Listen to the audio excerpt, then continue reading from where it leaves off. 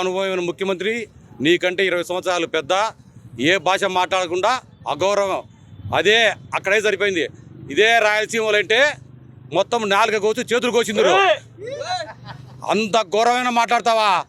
ఇదే అంబటి రాంబాబు కాదు, ఏ వైసీపీ నాయకుడైనా సరే చంద్రబాబు నాయుడు మీద ఇటువంటి పదజాలం మారితే పులివెందులు అయినా సరే ఆంధ్రప్రదేశ్లో ఎక్కడైనా సరే గుడ్డలిప్పి తరిమి కొడతాం.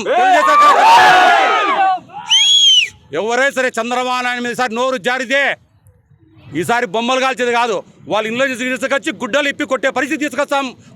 కొడతాం కూడా. ఇదే పద్ధతిగా నోరు జాగ్రత్తగా మాట్లాడితే మంచిది.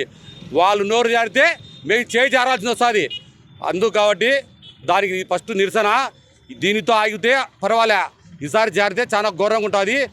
వైసీపీ నాయకులు కూడా దృష్టిలో పెట్టుకొని ఫస్ట్ నోరు అదుపులో పెట్టుకొని ఒక గౌరవమైన ముఖ్యమంత్రి ఏది మాట్లాడాలా, ఎట్లా మాట్లాడాలని ఫస్ట్ మాట్లాడి నేర్చుకోను. ఇది మాట్లాడే సరి విధానం లేకనే వాళ్ళకి ఇప్పుడు సీట్లు 11 సీట్లకు వచ్చింది. ఇందు ముందు అంబటి రాంబాబు, కొడాలి నాని, రోజా ఇట్లా మాట్లాడే ప్రజల్లో చులకన ఇట్లా వచ్చింది. ఇట్లా మాట్లాడితే ఇంకా వాళ్ళ పరిస్థితి ఘోరంగా ఉంటుంది.